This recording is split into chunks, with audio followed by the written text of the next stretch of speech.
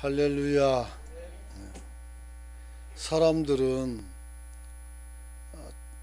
여러분들에 관해서 또 저에 관해서 사람들이 판단을 하고 또 저 사람은 어떤 사람이라 이렇게 규정을 합니다.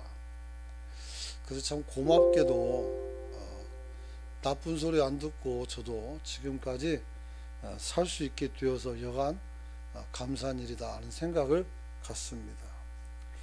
근데 그 사람들은 저를 잘 모릅니다. 10년 살고 20년 같이 이렇게 살아도 30년 살아도 잘 몰라요. 내가 어린 나이에 아버지를 잃었고 그것 때문에 상처가 있다는 걸 알지 못하죠. 호러미가 아이를 키우기 위해서 많은 고생 속에서 애를 쓰고 노력할 때 또 저 나름대로는 가정을 지키기 위해서 얼마나 애쓰는지 아무도 모릅니다. 또 이렇게 얘기해줘도 그게 무슨 얘기인지도 모를 겁니다. 또 얼마나 많은 도전과 또 실패를 경험했는지도 여러분들은 잘 모릅니다. 여러분들은 지금 저의 모습을 보고 저를 판단하는 것입니다. 그리고 생각을 합니다. 나는 저 사람을 알아, 이렇게 말합니다. 사실은 모르는 것입니다. 남편에 대해서 아내를 모든 걸 다 아느냐? 그렇지 않습니다. 저 사람이 어린 시절에 누구를 만났고 어떻게 살았는지 잘 알 수가 없습니다. 그러면 내 몸으로 우리가 낳았던 우리 아이들은 알 수 있느냐?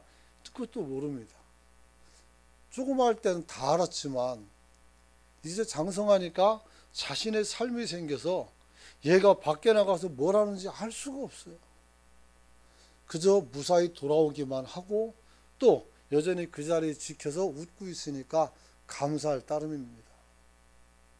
그러고 보면 우리는 서로가 너무도 모르는 사람들이라는 생각을 갖게 됩니다. 그러나 우리가 서로 모른다 할지라도 한 가지는 알게 됩니다. 지금까지의 삶을 통해서 지금 우리에게 보여주고 있는 삶의 열매를 말입니다. 여러분의 삶 속에서 어떤 열매를 맺는지 우리는 볼 수가 있습니다. 그리고 그 열매를 유추해서 이 사람이 어떤 사람을 살았는지를 인정하고 받아들이고 또 존경할 수가 있게 되는 것입니다. 성경에는 열매나 과실 혹은 실과라는 말이 많이 나옵니다.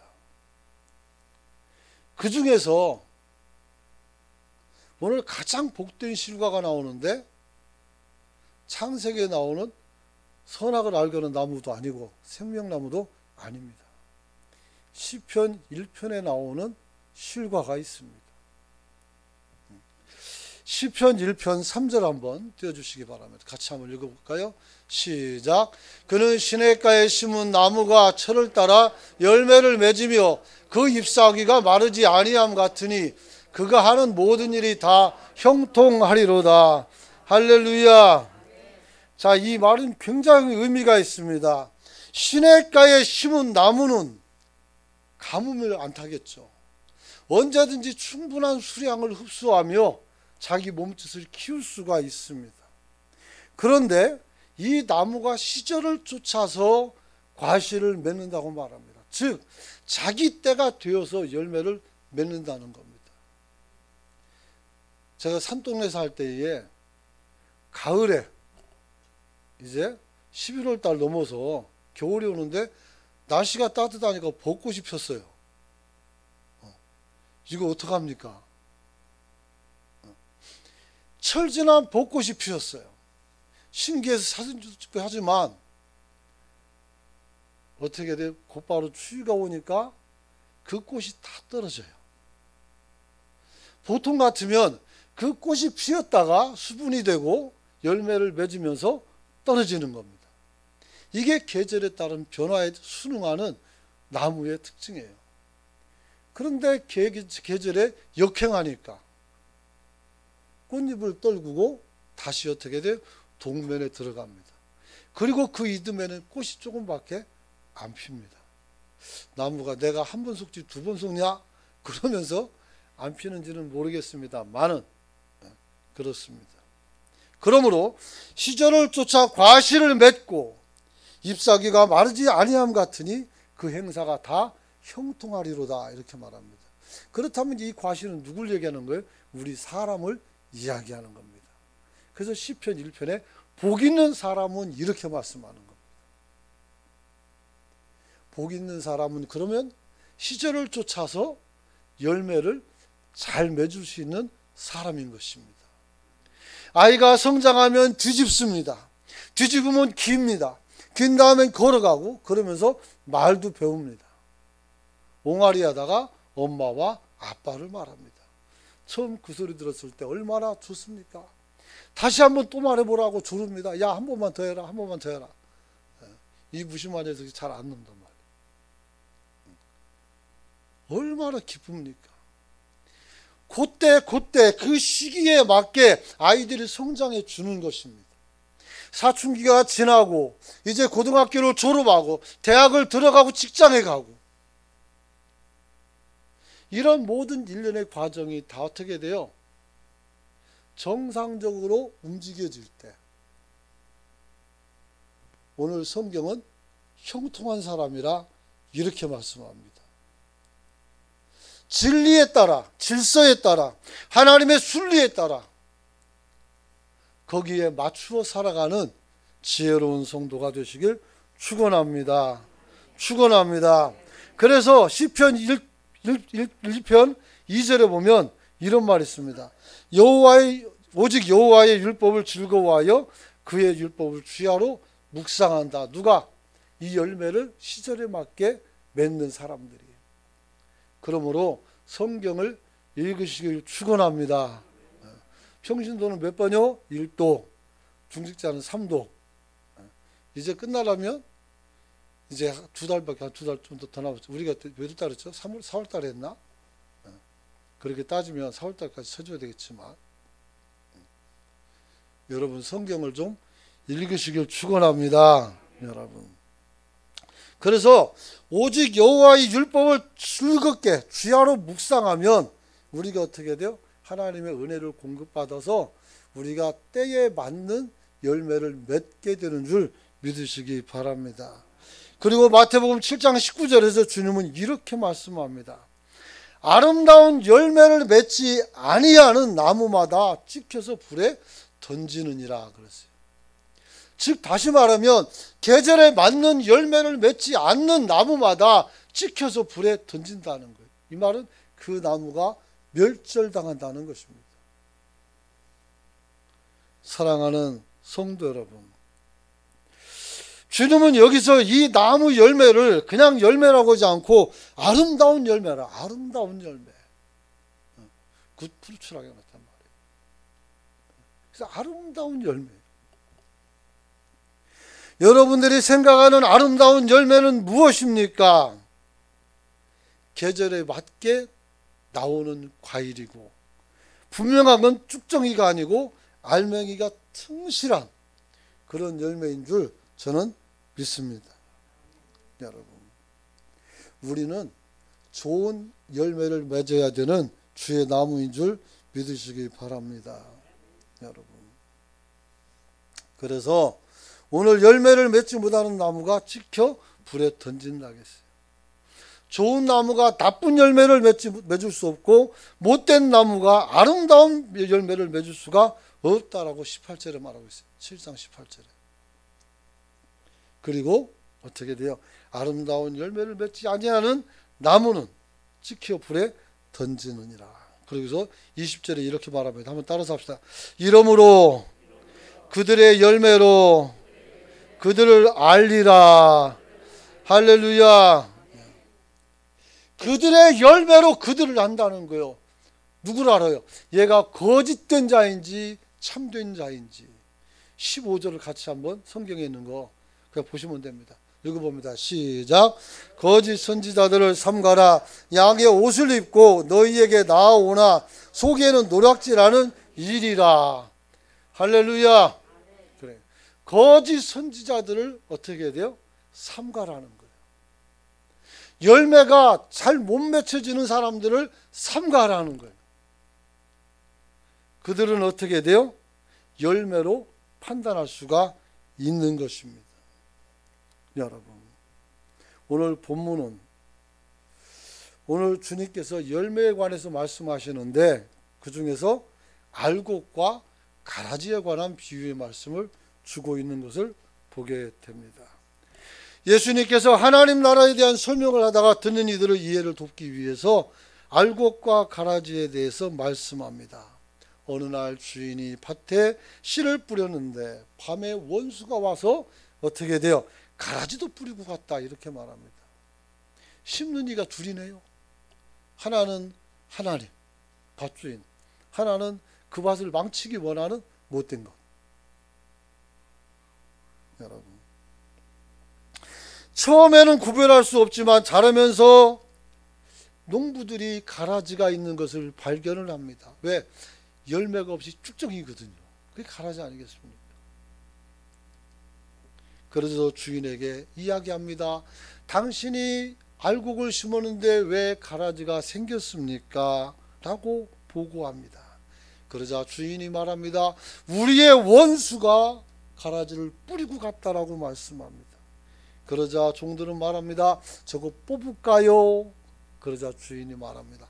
가만두거라, 이렇게 말합니다. 가라지를 뽑다가 알곡도 다칠 수 있으니까. 이게 바로 우리 주님의 마음인 줄로 믿으시기 바랍니다. 사랑하는 성도 여러분, 좀 전에 말씀드린 것처럼 이 말씀은 분명히 비유에 관한 말씀입니다. 천국 비유에 관한 말씀이죠. 여러분, 그리고 여기는 각 인물과 열매에 대한 정체가 정확히 밝혀지고 있습니다. 주인은 하나님이시고 밭은 교회고 알곡은 저와 여러분들이고 쭉쟁이는 다른 목적으로 와 있는 사람들일 수도 있습니다. 여러분, 저는 그렇습니다. 사람은 쭉정이라도 변화되면 알곡이 될 수가 있습니다. 할렐루야. 신천지든 오천지든 뭐 상관없어요. 와서 은혜 받고 어떻게 돼요? 올바로 하나님 앞에 세워지면 돼요. 거짓된 거 다 따라다니지 말고. 그러면 되는 거예요. 근데 그런 것들을 또 안 해요. 또 징그러 말도 안 들어요. 여러분, 오늘 저는 이 설교를 통해서 여러분들이 하나님께서 알곡 신자들과 우리 알곡 신앙을 지키려고 하시는 것을 여러분들이 알기를 소망합니다. 지금 당장 가라지와 함께 살고 있을지라도 하나님께서는 여러분들이 다치는 것을 싫어한다는 겁니다. 또 이 가라지를 또 어떤 개인 사람에게 적용시켰지만 실제는 우리의 마음도 똑같습니다. 알곡 같은 마음이 있는가 하면 가라지 같은 못된 마음이 우리 안에 있단 말이에요. 그래서 바울은 로마서에서 얘기합니다. 오호라, 나는 곤고한 사람, 난 피곤한 사람이에요. 왜? 내 안에서 하나님을 따르고자 하는 마음이 있고 또 다른 마음에 나도 어떻게 놀고 싶고 먹고 싶고, 예? 그런 마음이 있다는 거예요. 여러분은 전혀 그렇지 않겠지만, 예, 저는 그래요. 바울도 그러고, 여러분. 그래서 이 두 마음이 부딪히는 거예요. 그러니까 피곤해요. 그래서 나는 공고하다겠어요. 어떻게 하면 됩니까? 한번 따라서 합시다. 예수의 믿음을 갖자.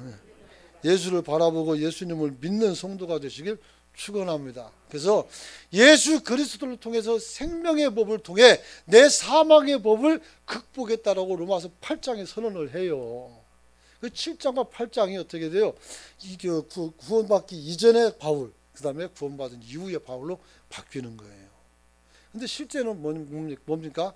우리는 이 마음이 평생 가지고 사는 거예요, 사실. 그러므로 여러분들 안에 있는 가라지 마음을 다 여러분들이 소멸시킬 수 있기를 축원합니다. 그래야 되는 거예요, 여러분. 그래서 첫 번째로 두 가지만 살펴보면, 첫 번째로 우리는 우리의 신앙의 내면적 성장을 위해서 반드시 우리 마음과 교회에 알곡과 가라지가 같이 있음을 받아들이시길 축원합니다. 우리는 절대 그런 사람 없습니다라고 말하지만 막상 어떻게 다 뒤집어지면 나와요. 다 나옵니다. 그냥 평화로울 때 모릅니다. 위기가 오면 나타납니다. 여러분,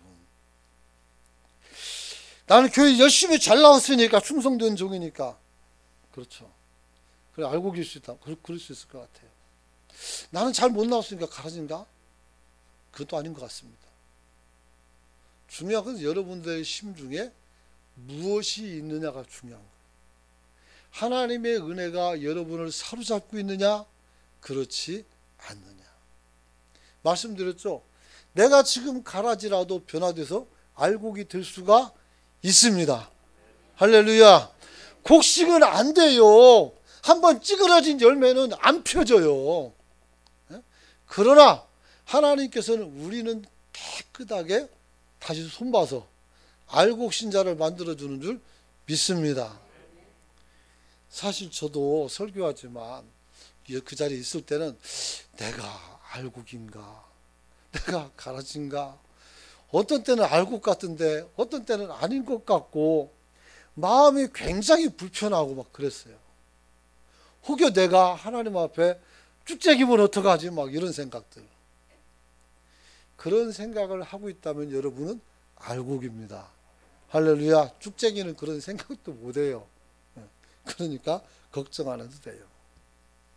여러분, 가라진지 알곡인지 구분은 싹이 나고 결실할 때 그때 알게 되는 거예요. 자라날 땐 몰라요. 똑같으니까. 그런데 어떻게 돼요? 장성해서 열매를 맺으면 그렇단 말이에요. 보리를 보면 어떻게 돼요? 똑같이 피는데 시커먼 놈이 나와요. 깐북입니다, 이거. 그잖아요. 그건 뽑아서 없애야 돼요. 여러분, 아무도 누가 알곡인지 누가 가라지인지 아무도 몰라요. 하지만 결실할 때 보인다라고 말했어요. 13장 26절에 보면 나와 있어요. 싹이 나고 결실할 때 가라지도 보이거늘, 이렇게 말한단 말이에요. 여러분, 혹이라도 인정하기 어렵지만 우리는 하나님의 교회와 사람의 마음에 항상 알곡 같은 마음과 사람만 있는 것이 아니라는 거 다시 한번 여러분이 기억할 수 있기를 축원합니다. 그래서 교회는 어떤 곳입니까? 우리가 함께 신앙생활하는 동료지만 때로는 어떻게 돼요? 우리 안에 갈등이 생길 수도 있는 겁니다. 그래서 갈등은 우리에게 어떻게 선한 영향력이 있어서 우리의 본질을 다시 꿰뚫어 보게 되고 우리로 하여금 어떻게 역사를 발전시킵니다. 신앙도 발전시킵니다. 그래서 하나님께서 우리에게 연단을 허락하시는 겁니다. 예를 들면 신학의 발전은 그 성경에 관한 학문의 발전은 그냥 성경을 쭉 읽고 앉고 그냥 믿는 사람들에게 의해서 발전된 것이 아니라 이 성경을 부인하고 또 심지어는 성경에 도전하는 사람들이 싸움을 걸어와요. 그러면 반박하기 위해서 성경을 연구하는 거예요. 그러면서 신학의 깊이가 깊어지고 넓어지는 겁니다. 할렐루야. 그래서 가라지의 역할이 우리에게는 아프면 됩니다만은 여러분들의 순수 신앙을 발전시키는 데 더 큰 도움이 되는 줄 믿으시기 바랍니다.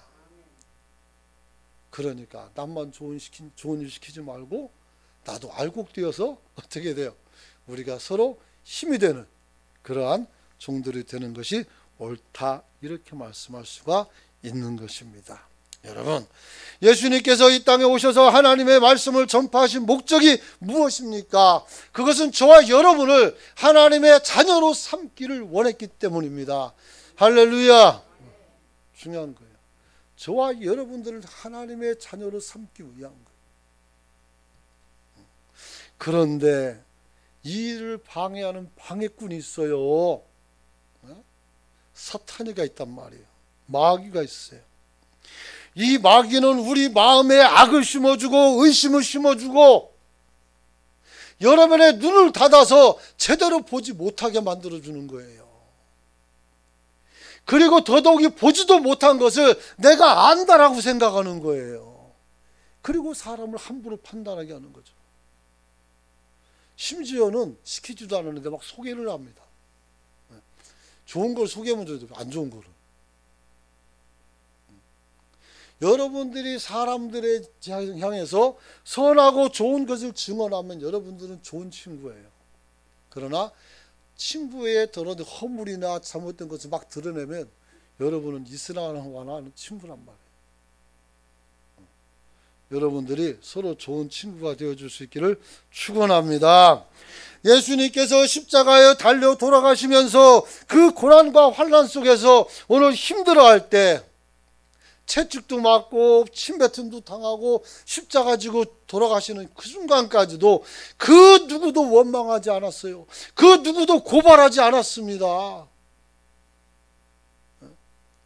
우리에게 왕은 가이사밖에 없나이다라고 외치는 이 제사장을 향해서도 야 이 녀석아 너희 왕은 하나님인데 이런 말씀 안 하셨어요. 아무도 책망한 적이 없어요. 심지어는 가룟 유다가 나를 팔 거라고 얘기해 주면서도 그를 정죄하지 않습니다. 더 대단한 것은 오늘 그 가룟 유다가 주님께서 겟세마네 동산에서 기도할 때 찾아와서 그를 안음으로써 이 사람이 예수인 것을 가르쳐 주기로 약속했단 말이에요. 주님은 그를 피할 뿐 저주하지 않았습니다. 예수를 잡으려고 칼과 몽치를 가지고 왔던 이 군병들을 향해서 베드로는 화가 나서 그들의 귀를 싹둑 잘라버렸어요. 그러자 주님께서는 베드로를 책망합니다. 나 같으면 아이고 베드로 집사 너무 잘해, 속이 다 시원하다, 한 대 더 때려 내 대신에, 이렇게 말하고 싶을 텐데 안 그랬단 말이에요. 그 말고라는 그 군병이 귀를 주셔서 붙여주면서 칼로 흥한 자는 칼로 망한다, 베드로를 가르친 거예요. 그러면 말씀으로 흥한 자는 어떻게 돼요? 말씀으로 망할 수가 없습니다. 그러므로 말씀에 서는 성도가 되시길 축원합니다. 축원합니다. 여러분, 오늘 사단이 우리 마음에 악을 심어주고 교회에 가라지를 심어주는데 그 대상이 바로 나라는 사실을 여러분이 기억해야 돼요. 나는 아닐 걸 아닙니다. 나도 대상인 겁니다. 나라는 것은 목사직을 가지고 있는 저도 마찬가지입니다. 목사님도 그럴 수 있습니까? 그럴 수 있죠. 그러니까 이단으로 가는 사람이 있는 거 아니겠습니까? 여러분, 누구라도 사단에게 밥이 될 수가 있습니다. 그러므로 우리는 항상 깨어있는 성도가 되시기를 축원합니다. 축원합니다. 여러분, 우리는 단순히 생각합니다. 알곡이 하나님 앞에 있다면, 순수한 우리 믿음만, 우리 마음이 우리 정말 그 깨끗한 만 있다면 얼마나 좋을까. 그런데 여러분들이 교회 와서 낙심하잖아요. 여러분이 일하다가 낙심하잖아요. 시험도 들고 원망도 들고 나 안 해 이렇게 말하기도 하잖아요. 누가 그런 마음을 주었을까요? 내가 그랬을까요? 아니면 장로님들이 그랬을까요? 권사님들이 그랬을까요? 안수집사님들 그랬을까요? 그럴 수도 있을 겁니다. 부주 중에라도. 만약에 그런 것이 있었다면 정중하게 사과를 드립니다. 그러나 그런 의도가 단 1%도 없습니다. 이럴 때 아멘 해야 되는데 그런 의도가 없습니다. 그래야 돼요. 그런 의도가 있으면 안 돼. 이 자리에 서 있으면 안 돼요. 사랑하는 성도 여러분, 우리가 낙심하고 실망하고 회의를 느끼는 것은, 절망하는 것은 오늘 우리가 함께 가라지가 있다는 사실을 잊었기 때문입니다. 근데 그 가라지가 오늘은 난데 다음은 너일 수 있습니다. 그래서 힘든 겁니다. 사랑하는 성도 여러분, 오늘 더 속상한 것은 마음속에 알곡보다는 가라지가 더 잘 성장한다는 사실을 여러분들이 알아야 됩니다. 우리가 알곡이 막 잘 성장해야 되는데 쭉쟁이가 더 잘 커요. 그리고 알곡은 익으면 이제 고개를 푹 숙이는데 쭉쟁이는 빳빳이 들고 있단 말이에요. 키도 더 크단 말이에요. 여러분, 그런 것들에 현혹되지 않는 성도가 되시길 축원합니다. 축원합니다. 우리는 그러므로 힘들지만 경건의 싸움을 싸워야 되고 버거워도 우리는 싸워야 됩니다. 누구와? 나 자신과. 그리고 나를 실족케 하는 많은 사람들, 시험에 빠져서 힘들어하는 사람들, 이들에게서 여러분들을 스스로가 보호할 수 있기를 원합니다. 어떻게 합니까? 한번 따라서, 사람은 신뢰의 대상이 아니라 사랑의 대상이다. 그런 거예요. 그러면 여러분들이 어떻게 시험들이 조금 줄지 않을까 하는 생각을 가져봅니다. 여러분, 하나님께서는 여러분들이 얼마나 신실하며 얼마나 은혜가 풍성한 신앙을 꿈꾸고 있는지 알고 있습니다. 여러분이 하나님 앞에서 얼마나 성실하게 기도하고 살아가려고 필사적으로 노력하는 것도 하나님은 아십니다. 잘 안 돼서 낙심도 하지만, 스스로 무너져 주저앉지만 다시 또 일어나려고 애쓰는 것도 하나님 아십니다. 나만 아는 것이 아니라 하나님도 여러분을 아십니다. 그러기에 여러분이 기도할 때 하나님이 찾아가서 여러분을 만져주는 줄 믿으시길 축원합니다. 여러분, 우리 교회는 축도가 끝나기 전에 나가는 사람이 거의 없어서 이런 말 해도 소용도 없지만, 예배의 끝은 축도가 끝나야 나가는 겁니다. 목사보다 먼저 나가는 건 아니에요. 묵도하기 전에 들어와야 되고, 아셨죠? 묵도하기 전에 들어와야 되고, 축도 끝나기 전에 나가면 안 돼요. 우리 교회 와서 제가 요즘 막 느끼는 게, 처음부터 손을 이렇게 들면 하나님께서 손을 꽉 잡고 계신 게 느껴져요. 지난번에 한 번도 말씀드렸잖아요. 더 심해지면 심해지지 약해지진 않아요. 심지어는 하나님의 능력이 막 나가는 것도 느껴진단 말이에요. 이거는 제 개인적 경험입니다. 아셨죠? 다른 분들 다 그러는 거 아니에요. 대한민국 사람 다 그런 것도 아니고 저에게 나타나는 특별한 현상이었어요. 여러분, 그러므로 그 복을 받아 누리고 살아가는 성도가 되시기를 축원합니다. 축원합니다. 한번 따라서, 하나님은 다 아신다. 옆에 사람 위로합시다. 하나님이 아세요. 뒷사람도 하나님이 아십니다. 그래요. 하나님이 아시는 거예요. 예전에 어느 교회에서 그 인사를 했어요. 그랬더니 어떤 여자분이 막 비명을 지르고 울어요. 하고 깜짝 놀랐죠. 왜 저러나 했더니 그분이 마음이 막 힘들었는데 그 마음이 훅 들어오니까 너무너무 감사해서 울어버린 거예요. 여러분들은 고생하지 않고 살아서 그러더라도 그런 게 없는 것 같아서 그래요. 어쨌든 오늘 서로 간에 감사할 수 있기를 축원합니다. 여러분, 그러므로 우리는 가라지의 출현에 대해서 매우 조바심하며 항상 경계하는 저와 여러분이 되시길 축원합니다. 축원합니다. 우리 주님은 아는 것에서 끝나지 않습니다. 아는 것에서 끝나지 않고, 한번 따라서 합시다. 나를 도울 준비를 다 하셨다. 자, 다시 말하면 여러분을 도울 준비를 마치셨어요. 옆 사람에게 이렇게 인사합시다. 하나님이 당신을 도울 준비를 마치셨습니다. 시작. 옆에서 나한테 봐. 옆에 사람에게. 뒷사람에게 똑같이 시작. 하나님께서 당신을 도우실 준비를 다 마치셨습니다. 할렐루야. 그런 거예요. 그래서 어떻게 말합니까? 가라지가 나타났다니까, 야, 그 원수가 한 거야. 얘들 잘못이 아니야. 네 잘못이 아니라는 겁니다. 나의 잘못이 아니라는 겁니다. 사단이 와서 우리를 도전하고 우리를 넘어뜨린 겁니다. 우리의 허약한 점을 파고들었던 것입니다. 그러므로 내 잘못이 아니라 사단의 도전이라는 거예요. 그래도 여러분이 이기고 교회 나왔잖아요. 그리고 여러분들이 이기고 말씀 듣고 있잖아요. 그러면 여러분은 승자인 줄로 믿으시길 바랍니다. 여러분, 종들은 말합니다. 불안하니까 이거 뽑아버릴까요? 주님께서는 가만두어라 그래요. 왜? 네가 다칠 수 있으니까.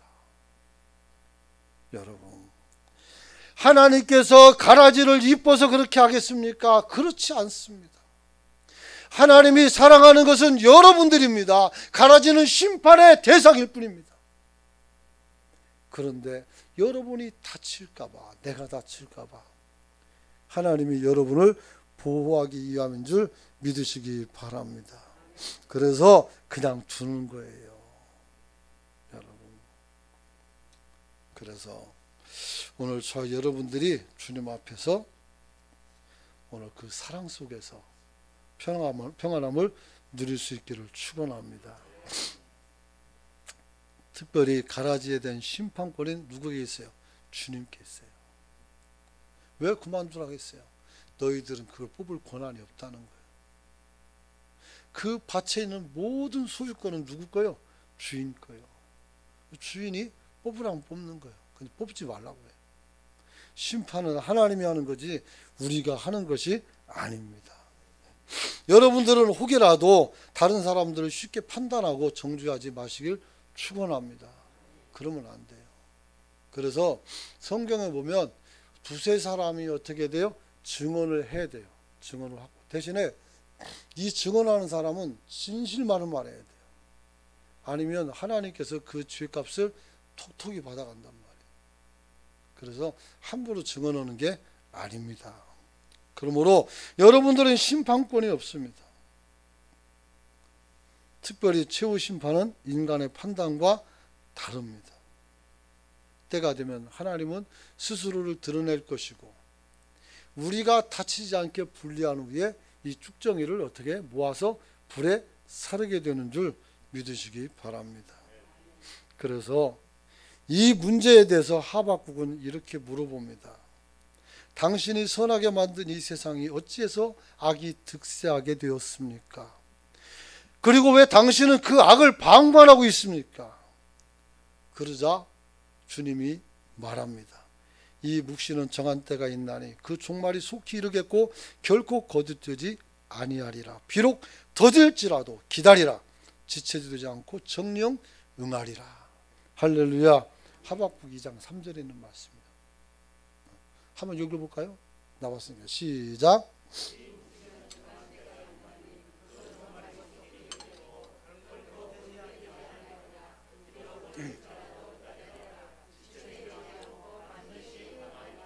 네, 그렇습니다. 마지막으로 가라지를 통해서 하나님께서는 우리를 연단하시기를 원하십니다. 할렐루야. 가라지 때문에 우리 순수성이 왜곡될 것 같지만 오히려 가라지들을 통해서 우리는 어떻게 해요? 우리 신앙이 더 순수해지게 됩니다. 북한 공산당이 와서 어떻게 합니까? 손양호 목사도 죽이고 많은 목회자들을 죽였어요. 교회를 불살랐죠. 북한에서는 교회를 다 없애버렸어요. 그러나 땅속으로 스며들었고 그들은 더 순수한 신앙을 가지고 지금 몇 년째입니까? 50년쯤부터 했으니까 그 70년이죠. 지금도 살고 있어요. 사랑하는 성도 여러분, 오늘 사람들은 교회를 핍박하면 교회가 사라질 것이라고 생각합니다. 그렇지 않습니다. 지상에서는 사라지지만 지하에서는 살아서 움직이십니다. 하나님의 임재가 더 크게 역사하는 줄 믿으시기 바랍니다. 여러분, 우리는 연단을 통해서 성장과 성숙을 경험합니다. 우리가 아픔을 통해서 건강의 소중함을 깨닫는 것처럼 교회가 불이 타고 목회자가 죽임을 당하고 장로들이 끌어가서 고문을 당하고 성도들이 교회를 다 도망간 줄 압니까? 나와서 기도하고 엎드렸다고 그래요. 여러분, 오늘 세상은 연약한 것 같지만, 성도들이 연약한 것 같지만 세상에서 가장 강한 것이 누구냐면, 한번 따라서 합시다. 우리다. 신자의 신자. 신앙이 신념화되어 버리면 누구도 꺾을 수가 없습니다. 우리의 목숨을 가져가지만 우리의 신념을 꺾을 수가 없어요. 그게 참 무서운 거죠. 여러분, 세상에는 어느 곳에든지 명함이 있게 마련입니다. 우리가 이것을 알아야 신앙생활도 잘할 수가 있는 것입니다. 여러분, 그러므로 우리는 가라지를 바라보며 종들처럼 분노하거나 낙심하지 말고 오직 예수님만 바라보고 열심을 내는 성도가 되시길 축복합니다. 히브리서 12장 2절 말씀 같이 한번 읽어봅니다. 시작. 믿음의 주요 또 온전하게 하시는 이인 예수를 바라보자. 그는 그 앞에 있는 기쁨을 위하여 십자가를 참으사 부끄러움을 개의치 아니하시더니 하나님 보좌 우편에 앉으셨느니라. 할렐루야. 예수님도 고난당하시고 나서 하나님 보좌 우편에 앉을 수 있었던 거예요. 이제는 저와 여러분들의 차이입니다. 그리고 짤막하게 얘기하면 두 번째는 알곡과 가라지는 각각 쓰이는 주체와 쓰이는 방식과 장소가 다르다는 사실을 여러분이 기억해야 됩니다. 알곡과 가라지는 출처가 다릅니다. 알곡은 하나님께로부터, 가라지는 마귀로부터 오는 것입니다. 그러므로 마귀가 심은 것은 마귀가 쓰려는 것이고 하나님이 심은 것은 하나님이 쓰려는 것입니다. 그러므로 오늘 비록 섞여 있지만 완전한 분리가 이루어진 상태입니다. 그러므로 우리 마음에 있는 악은 버리고 하나님의 선을 여러분의 마음속에 채우는 성도가 되시길 축원합니다. 원래부터 악을 위해서 창조된 사람은 하나도 없습니다. 하나님께서 아담에게 악을 행하라 그렇게 해서 창조한 적은 없습니다. 하와를 만들 때도 악을 저지르고 죄를 지라고 만들지 않았습니다. 다만 우리 인간은 어떻게 돼요? 그 죄에 열려 있었던 것입니다. 우리는 우리 자유의지와 선택을 통해서 거기로 안 갈 수 있는 권리도 있고 능력도 있었습니다. 그러나 우리는 유혹에 넘어가서 그만 가지 말아야 될 선을 넘어버린 거예요. 그래서 그 죄가 우리에게 왔고 결국은 예수 그리스도를 통해서 우리를 살림으로 그 긴 역사 속에서 하나님께서 큰 희생을 치를 수밖에 없었던 그런 사건이 벌어지고 만 것입니다. 중요한 건 지금입니다. 저와 여러분이 가라지로 계속 산다면 우리는 또다시 예수님의 교회를 십자가에 못 박는 자가 될 것입니다. 우리는 신자들을 넘어뜨리는 자가 될 것이고 우리는 어떻게 주의 종들의 걸림이 될 수밖에 없을 것입니다. 그러나 여러분이 알곡이 된다면 그리고 알곡으로 쓰임받는다면 우리가 그야말로 개똥 같을지라도 쓰임이 있어서 주님 나라에 확장하는 일에 여러분들이 큰 기둥이 될 수 있음을 믿으시기 바랍니다. 어떻게 하면 그게 가능할까요? 두 가지만 말씀합니다. 첫째는 한번 따라서 합시다. 겉사람이 죽어야 된다. 여러분, 겉사람이 죽으라는 것은 사실은 속사람을 얘기하는 것이었어요. 내 안에는 자. 그리고 겉사람이라는 건 우리가 체면하고 우리를 꾸미는 그런 거 있잖아요. 욕망. 이런 것들에 대해서 우리가 죽어야 됩니다. 그리고 또 한 가지는 한번 따라서 합시다. 날마다 죽어야 합니다. 목사가 여러분들에게 다 죽으라고 하니 그잖아요. 용어만 들으면 우리 문광교 목사가 미쳤구나. 성도도 그거 다 죽으라고 한다 이렇게 얘기할 거예요. 그런 의도가 아닌 거는 여러분이 더 잘 것이라고 믿습니다. 우리는 날마다 죽지만 또 날마다 살아나요. 그래서 우리 안에 일어나고 있는 욕동들, 더러운 죄악들, 가라지 같은 마음들을 날마다 여러분들이 눌러서 죽일 수 있기를 축원합니다. 그러면 우리 교회는 가라지가 하나도 없이 다 알곡만 가득 찬 순수 신앙인의 교회가 될 줄 믿습니다. 그야말로 우리가 순복음 교회가 되는 거예요. 여기도 순복음 교회 말고 순수 복음만이 가득한 교회가 된단 말이에요. 이해를 해야지. 교단 말고. 그래야 돼요. 그러므로 우리 한번 기도합시다.